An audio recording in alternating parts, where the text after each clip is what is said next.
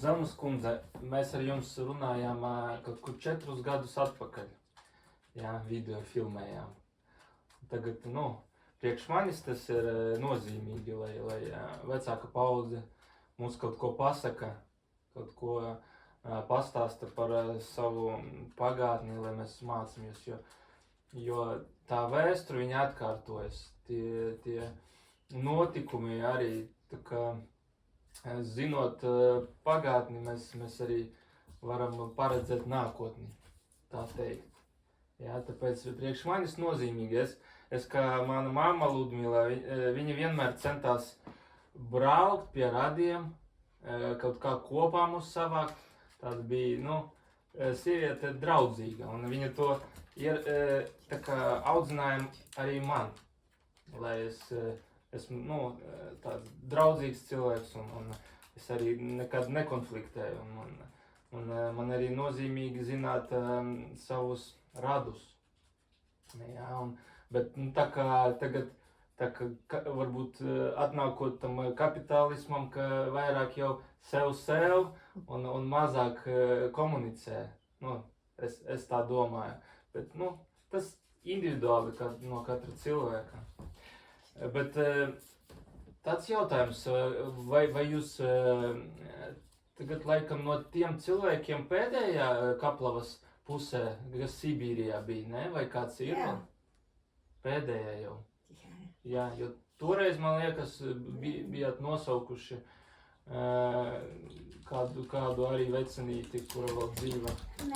Nav tagad, jau nav. Visi ir atmiruši. Jā. Viena vairāk, jā. Palikuši, jā. Tas jā. Bērns izvesta, tā ir Aina izvesta. Ausma. No izvestajiem, jā. Viņu izveda kā mazu meiteni. Ainu arī, jā. Man vecmama. Jā. Es jau tur, biju dokumentos kaut kur redzējis, ka toreiz, kur Alisa dzīvojas no tās mājas. Jā, toreiz dzīvojas. Mežvēveri, jā. Ka bija tā, ka no klases, viņa 7. klasē mācījās Krāslavas gimnāzijā, tur, kur Grāfa Plātera pils tagad, un bija atbraukuši, es tā saprotu, savējie, jā, tas pēckara, 49. gads, jau komunisti, ja? Tie, kas, it kā valstī kaut kādu radīja draudu. Draudz, kur bija, ka puidam bija bijis atrasta, es tā saprotu, skapī, viņš zemesargos bija. Un dēļ tā visu ģimeni aizsūtīja. Mammas tēvam arī atrada. Jā, kaut kāda tur visa šauteni, kas tur bija. Viņš sargāja, tā teiksim, salienāto tiltu. Tāda mazultīte. Pareizi, mamma? Vācieši bija. Viņi piespieda it kā iet. Tev vajag Sargāt to tiltu. sargāt to tiltu. Viņam kā darbs bija. Jā. Un par to. Un kā tu teiksi Visu ģimeni Tevi izsūtīja. došaus saka. Jā, draudējam. Jā. Vajag, par to arī.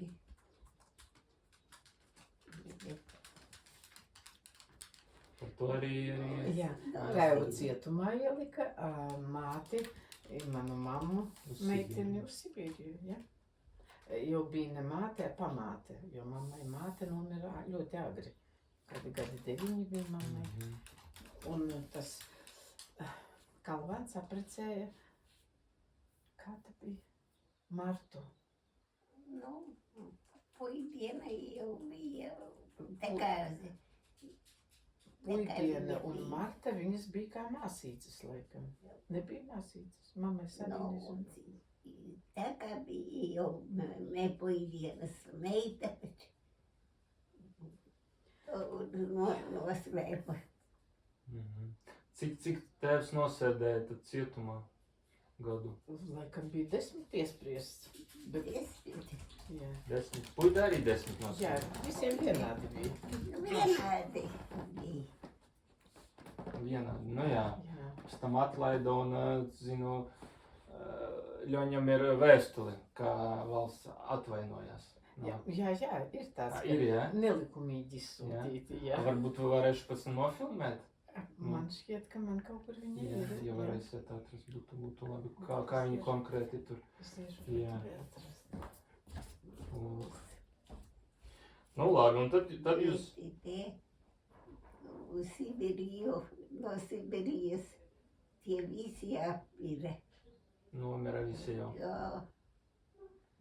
Es viena paliku. Tur 5 gadi nostrādāju. Nu, tur ar operāciju bija. Tie cilvēki bija labi. Nu, palīdzēja. Noliktavas vadītāja mani paņēma. Es vienu dienu tikai, nu, 2 nedēļas vezmus krāvu. Nu, tā jau.